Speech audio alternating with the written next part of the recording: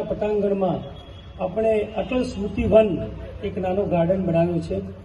તે ગાર્ડનના લોકાર્પણ પ્રસંગે ઉપસ્થિત વિરમગામ, માંડલ, દેત્રોજ, નરકાંઠા મત વિસ્તારના કડમઠ, મહેનતુ નગરપાલિકાના કામોમાં સતત મદદરૂપ વિકાસશીલ વિઝન ધરાવનાર એવા યુવા અને ઉત્સાહી ધારાસભ્ય શ્રી હાર્દિકભાઈ પટેલ સાહેબ, નગરપાલિકાના અમારા માનવંતા પ્રમુખ માન્ય કામિનીબેન મુનસરા, મંચ પર બિરાજમાન મહાનુભાવો, નગરપાલિકાના સદસ્યશ્રીઓ, નગરપાલિકાના આમંત્રણને માન આપી ઉપસ્થિત શ્રેષ્ઠીઓ, વેપારીઓ, પત્રકાર મિત્રો, નગરપાલિકાનો સ્ટાફ, જેના કારણે આટલો સારો ગાર્ડન બન્યો છે, તો એ સ્ટાફ પણ એમાં એટલો જ અમારો એની ભૂમિકા રહી છે।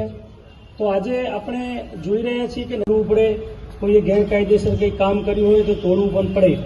જ્યારે વિકાસ થતો હોય ત્યારે આપણા નાગરિકો જે હોય એ સહકાર આપતા જ હોય છે અને એના કારણે આપણે ઉત્તરોત્તર એક પછી એક વિકાસના સોપાન સર કરી રહ્યા છીએ।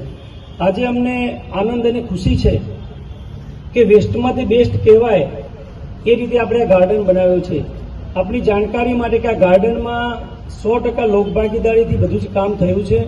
જે ગ્રીલ લગાવી છે એ ગ્રીલ પણ જૂની મુનસર તળાવ ઉપર આપણા પમ્પિંગ સ્ટેશને પડી હતી, અમારા ધ્યાનમાં આવ્યું કે આ ગ્રીલ તો કામની છે, તો એ લાવી એને કલર કરાવી અને ગ્રીલ કરી દરેક ઝાડ જે અહીંયા લગાવ્યું છે એમાં આ ગામના નાગરિકોની લોકભાગીદારી છે। સુમનભાઈ જેવા વેપારી અમારી પાસે કોઈ કામ લઈને આવે તો અમને કહીએ કે સુમનભાઈ બે ઝાડની જરૂર છે તો કોઈએ ના પાડી નથી। ઉદાર દિલે અમને શહીદ બાગમાં પણ ઝાડ આપ્યા છે અને આજે અટલ સ્મૃતિ ગાર્ડનમાં પણ આપ્યા છે।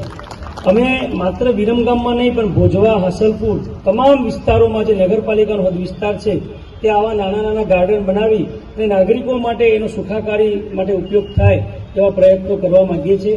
આજના આ પ્રસંગે આપ સૌ ઉપસ્થિત છો તો આપ સૌનું હું હાર્દિક સ્વાગત કરું છું। આવતીકાલે આપણે 77મો પ્રજાસત્તાક દિવસ છે। નગરપાલિકામાં આ જ જગ્યા ઉપર એની આપણે ધ્વજવંદન અને ઉજવણી કરવાના છીએ, તો આપ સૌને હાજર રહેવા માટે આમંત્રણ પણ પાઠવું છું અને આપ સૌ હાજર રહ્યા આજના કાર્યક્રમમાં એ બદલ આપનો ફરીથી આભાર વ્યક્ત કરું છું અને સ્વાગત પણ કરું છું।